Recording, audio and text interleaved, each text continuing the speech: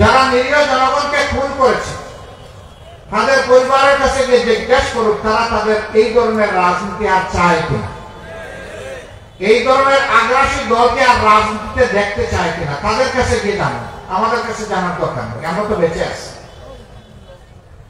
পঙ্গুত্বের কষ্ট নিয়ে যারা বেঁচে আছে, হাসপাতালের বেডে অবশ্যই যারা প্যারালাইজ হয়ে পড়ে আছে, তাদের কাছে গিয়ে জিজ্ঞেস করুন তারা কি চায়।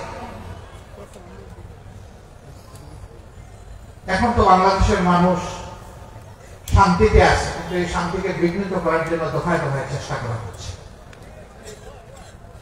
ইনশাআল্লাহ আমরা আশাবাদী একটা ঐক্যবদ্ধ জাতি সকল ষড়যন্ত্র মোকাবেলা করেই সামনে এগিয়ে যাবে ইনশাআল্লাহ। আমরা এমন একটা বাংলাদেশ গড়তে চাই, আমাদের সন্তানদের আশা পূরণের উপযুক্ত বাংলাদেশ। তাদের প্রধান স্লোগান ছিল উই ওয়ান্ট জাস্টিস। আমরা বৈষম্য নয়, বরঞ্চ বৈষম্যহীন ন্যায় বিচারপূর্ণ একটা সমাজ চাই। আমরা তাদেরকে কথা দিচ্ছি, আল্লাহ তাআলার সাহায্য এবং জনগণের ভালোবাসা পেলে আমরা সেই সমাজটি বাংলাদেশ এবং জাতিকে উপহার দেব ইনশাআল্লাহ। আমরা কথা দিচ্ছি আমাদের হাত দিয়ে কোনো চাঁদাবাজি হবে না এবং কোনো চাঁদাবাজি বরদাস্ত করবো না ইনশাআল্লাহ। আমরা কথা দিচ্ছি বাংলাদেশের 1 ইঞ্চি মাটির উপর কারো কোনো দখল বাণিজ্য চলবে না এবং চলতে দেব না ইনশাআল্লাহ।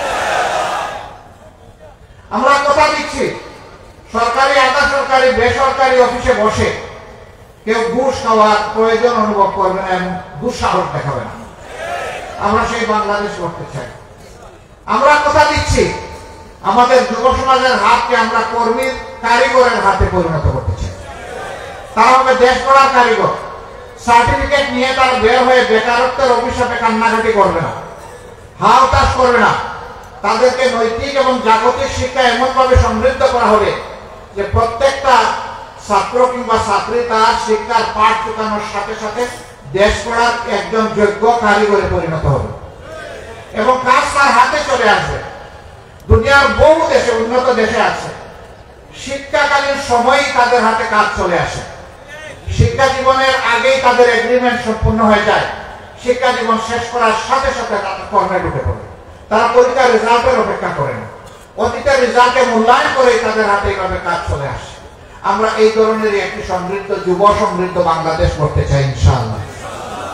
এমন বাংলাদেশ আমরা করতে চাই যে বাংলাদেশে মসজিদ, মন্দির, চার্চ, প্যাগোডা, মঠ কোন জায়গায় নিরাপত্তার জন্য পাহারা বসানোর প্রয়োজন হবে না, বরঞ্চ ঘরে বাইরে নিজেদের ধর্মীয় কাজে, সামাজিক কাজে, পেশাগত কাজে সকল জায়গায় একজন নাগরিক পূর্ণ স্বাধীনতা, মর্যাদা এবং নিরাপত্তা ভোগ করবে ইনশাআল্লাহ। এই ক্ষেত্রে নারী পুরুষকে সমান মর্যাদা এবং নিরাপত্তা দেওয়া হবে।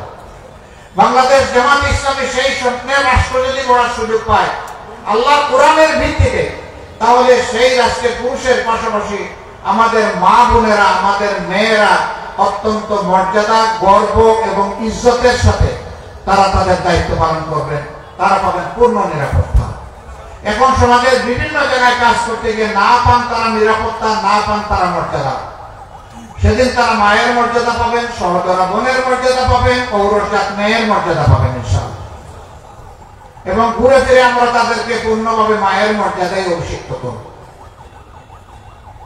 রাসূল করিম সাল্লাল্লাহু আলাইহি ওয়াসাল্লাম সবচেয়ে ঝুঁকিপূর্ণ কাজ যুদ্ধের ময়দানে মহিলাদেরকে সম্পৃক্ত করার সুযোগ দিয়েছে। আমরা তাদেরকে বঞ্চিত করার অধিকার রাখি না। তারা তাদের যোগ্যতা, দক্ষতা অনুযায়ী তারা রাষ্ট্রের কাজে অবদান রাখে।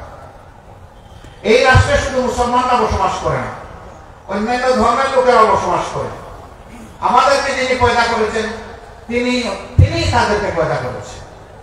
সুতরাং সেই আল্লাহর দৃষ্টিতে মানুষ হিসাবে তাদের যত নাগরিক অধিকার আছে পূর্ণ নাগরিক অধিকার তারা ভোগ করবে ইনশাআল্লাহ। সেখানে ধর্মের কারণে কোনো মানুষ তার যোগ্য ভূমিকা পালন থেকে বঞ্চিত হবে না।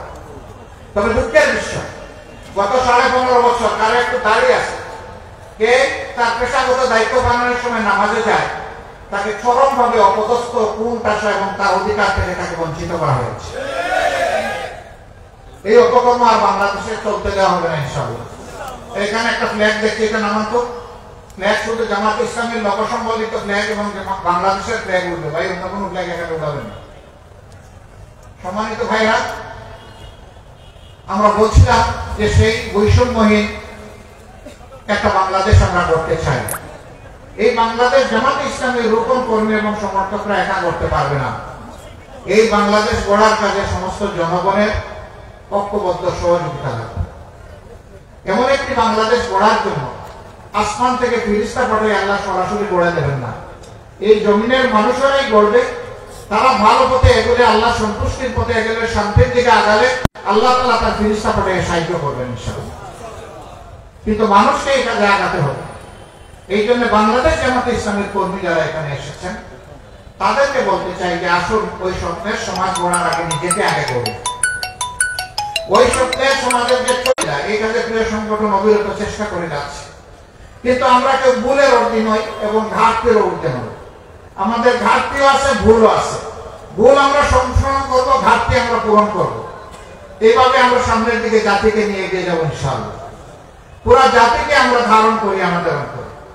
এখানে দল ধর্মের ভিত্তিতে আমরা জাতিকে টুকরা টুকরা ভাগ বিভক্ত করতে দেব না এবং আমরা করব না। আমরা একটা ঐক্যবদ্ধ জাতি চাই। এই জন্য দল ধর্ম নির্বিশেষে সেই শান্তির বাংলাদেশ, অগ্রগতি উন্নয়নের বাংলাদেশ, ন্যায় বিচার প্রতিষ্ঠার বাংলাদেশ, দুর্নীতি মুক্ত বাংলাদেশ, এই বাংলাদেশ গড়ার জন্য আপনাদের মাধ্যমে আমরা জনগণকে আহ্বান জানাচ্ছি। প্রিয় ভাইরা, নিজেদের জ্ঞানকে আরো সমৃদ্ধ করতে হবে কোরআন হাদিস এবং দুনিয়াবি জ্ঞানের ভিত্তিতে। তার পাশাপাশি ওই জ্ঞানের আলোকে আমাদের মধ্যে চরিত্র তৈরি করতে হবে। মানুষের কাছে ইসলামের কল্যাণময় এই আহ্বান পৌঁছে দিতে হবে ঘরে ঘরে। আজকে যেহেতু জুমার দিন, আমরা কথা আর লম্বা করবো না, এখানে আমরা কথা শেষ করবো। আসেন আজকের দিনের আমাদের অঙ্গীকার হোক যে আমরা আগামীর বাংলাদেশ গড়নে আগে যে ত্যাগ স্বীকার করেছি তার চাইতেও বেশি ত্যাগ স্বীকারে আমরা প্রস্তুত। আপনারা কি প্রস্তুত? আলহামদুলিল্লাহ।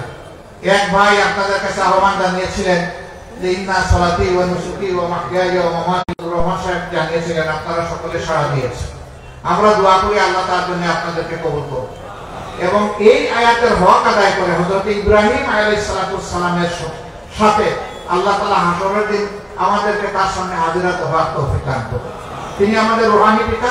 আর এই ওয়াদাটা তিনি সরাসরি আল্লাহর কাছে করেছিলেন। আল্লাহ তাআলার এত ভালো লেগেছিল এই ওয়াদা, এর বরকতে আল্লাহ তাআলা তাকে বলেছিলেন মিল্লাতে আবিকুম ইব্রাহিম ওয়া সাম্মাকুমুল মুসলিমিন। সমস্ত মুসলিম মিল্লাতের নেতা পিতা হচ্ছেন ইব্রাহিম আলাইহিস সালাতুস সালাম এবং তিনি নাম রেখেছেন মুসলমান।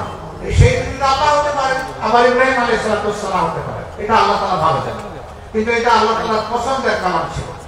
সম্মানিত ভাইরা, আজকের এই আলিয়া মাদ্রাসার এই সম্মেলন সিলেটের চেহারা পাল্টে দেবে এটা আমি বিশ্বাস করি। আমরা দল মত জাতি ধর্ম পেশা নির্বিশেষে সকলের কাছে প্রাণপণে ছুটে যাব।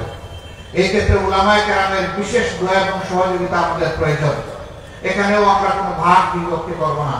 উলামায়ে কেরাম আমাদের মাথার তাজ, তাদের দোয়া আমাদের লাগবে, তাদের সহযোগিতা আমাদের লাগবে। তাদেরকে ইজ্জতের সাথে বুকে ধারণ করে আমরা সামনে এগিয়ে যাব। আল্লাহ আমাদের সহায় হন। আসসালামু আলাইকুম ওয়া রাহমাতুল্লাহ। বাংলাদেশ জিন্দাবাদ, বাংলাদেশ জামাতে ইসলামী জিন্দাবাদ। আলহামদুলিল্লাহ।